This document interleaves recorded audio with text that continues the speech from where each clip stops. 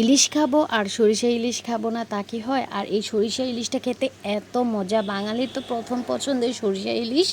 ইলিশ মাছ আর কাঁচা মরিচ সরিষা তেলের ফ্লেভারে এই সরিষা ইলিশ দিয়ে অনায়াসে এক প্লেট ভাত খাওয়া যায়। চলেন দেখি কিভাবে আজকে সরিষা ইলিশটা রান্না করি। অবশ্যই ভিডিওটা লাস্ট পর্যন্ত দেখবা।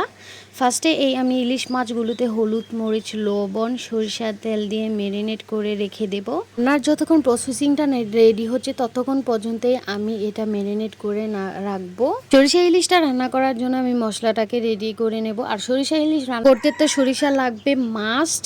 আর তারপর আমি এখানে কতগুলো সরিষা নিয়েছি। সরিষাগুলোকে প্রথমে ধুয়ে ব্লেন্ডারে জারে কিছুটা কাঁচা মরিচ রসুন দিয়ে ব্লেন্ডারে পেস্ট করে নেব। আপনারা চাইলে পাটায় বেটে নিতেও পারেন। আমি সামান্য পরিমাণে লবণও দিয়েছি, কারণ আমি রান্নার সময় আর লবণ ব্যবহার করব না। তারপর আমি পেস্টটাকে একটা বাটিতে নিয়ে নিচ্ছি। আর একটা বাটিতে মরিচ হলুদ পানি দিয়ে মশলাটা আমি রেডি করে নিচ্ছি। এই মশলাটাকে পানি দিয়ে ভালোভাবে গোলাতে হবে। এই মশলাটাই হচ্ছে মূল উপকরণ। আমি রান্নার সময় আর হলুদ মরিচ লবণ কিছুই ব্যবহার করব না, তাই আমি একটি চামচের সাথে মশলাটাকে গুলিয়ে নিচ্ছি।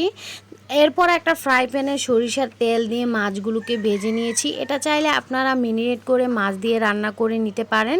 কাঁচা মাছটা যেহেতু আমার বাসার খেতে চায় না, তাই আমি একটু ভেজে নিয়েছি। কাঁচা মাছটা রান্না করলে ইলিশের গন্ধে সরিষা ইলিশ খেতে আরও বেশি ভালো লাগে, কিন্তু আমার বাসার কেউই এই কাঁচা মাছটা খেতে পছন্দ করে না। এই ভাজা মাছ দিয়ে রান্না করলে পছন্দ করে, তাই আমি আজকে এভাবেই রান্না করছি।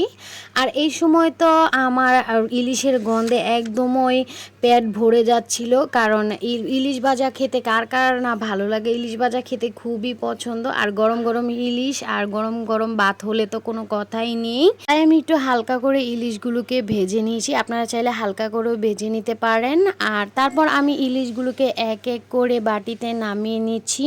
আর ভেজে রাখা তেলে আমি কিছুটা কালো জিরে ফোড়ন দিয়ে দিই। তারপর আমি দিয়ে দিই হচ্ছে আগে থেকে গুলিয়ে রাখা মশলাটাকে কষিয়ে ম্যারিনেট করে ভেজে রাখা মাছগুলোকে এক এক করে দিয়ে মাছগুলোকে কষিয়ে নিয়ে হয়ে গেলে আমি সরিষা বাটার পেস্টটা দিয়ে নেড়ে চেড়ে ঢাকনা দিয়ে ঢেকে রান্না করে নিতে হবে। ঝোলটা যখন ঘন হয়ে আসবে কাঁচামরিচ দিয়ে তখন নামিয়ে নিতে হবে। আর এই সময়টা কাঁচামরিচ দিলে সরিষা ইলিশের ফ্লেভারটা দারুণ আসে। এভাবে একবার সরিষা ইলিশ ট্রাই করলে শুধু খেতেই মন চাবে। বাড়িতে অবশ্যই আপনারা সরিষা ইলিশ এভাবে ট্রাই করবেন। আজকে আপনাদের কাছে আমার রেসিপিটা কেমন হয়েছে অবশ্যই বলবেন। আর গ্রেভিটা দেখেন কতটা ঘন হয়েছে, আর দেখতেও মাশাআল্লাহ লাগছিল। আজকের মতো এখানেই শেষ করছি। দেখা হবে পরবর্তী কোনো ভিডিওতে। আল্লাহ হাফেজ।